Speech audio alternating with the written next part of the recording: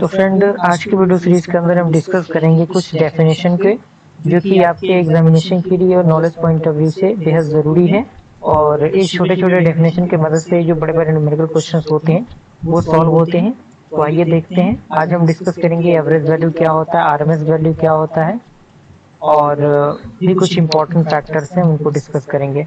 Average volume में जो value है उसमें सबसे पहला पॉइंट कह रहा है कि the value of N alternating current is expressed by that steady current, यानी जो अल्टरनेटिव करंट है जो एक्सप्रेस्ड होता है स्टेडी करंट के रूप में, जिसे हम लोग डीसी करंट कहते हैं स्टेडी करंट में करंट को। और अल्टरनेटिव करंट को हम लोग ज्यादातर एसी से ही रिप्रेजेंटेट करेंगे, तो आपको घबराने की जरूरत नहीं कि एसी और डीसी होता क्या है।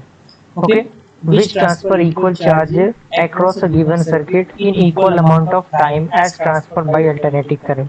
जो क्या करता है, ट्रांसफर करता है इक्वल चार्ज को जितने भी ये सर्किट होते हैं उन सारे सर्किट्स के अक्रॉस में, और इक्वल अमाउंट ऑफ टाइम में भी जो ट्रांसफर होते हैं अल्टरनेटिव करंट उसके अकॉर्डिंग। तो average value for the current और वोल्टेज के लिए जो फॉर्मूला निकल के आता है वो आता है एवरेज वैल्यू ऑफ करंट और वोल्टेज इज इक्वल टू 2/पाई multiply of maximum value of current और voltage is equal to 0.637 IM।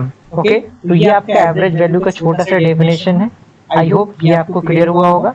अगला हमारा आता है आरएमएस वैल्यू, जिसे हम लोग कई बार रूट मीन स्क्वायर वैल्यू भी कहते हैं। तो उसका फॉर्मूला, उसका फुल फॉर्म आपका पता होना बेहद जरूरी है। तो ये क्या होता है, तो इसमें कह रहा है कि the RMS value of N alternating current is defined by the steady, यानी डीसी करंट, यानी जो अल्टरनेटिव करंट जो डिफाइंड होता है डीसी करंट के द्वारा, which when flowing through a given circuit for a given time produce the same heat as produced by the AC and when flowing through the same circuit for the same time। यानी कहने का मतलब क्या है, जो जब flow होता है सर्किट में करंट, तो गिवन टाइम प्रोसीजर के दौरान जो हीट होता है वो प्रोड्यूस होता है बाय द अल्टरनेटिव करंट और फ्लो होता है through the same circuit at the same time पे। ओके, और आरएमएस वैल्यू का जो फॉर्मूला होगा वो मैक्सिमम वैल्यू ऑफ अल्टरनेटिव और voltage divided by root pi होगा, रूट 2 होगा, सॉरी, और इक्वल टू क्या होगा आपका, इक्वल टू होगा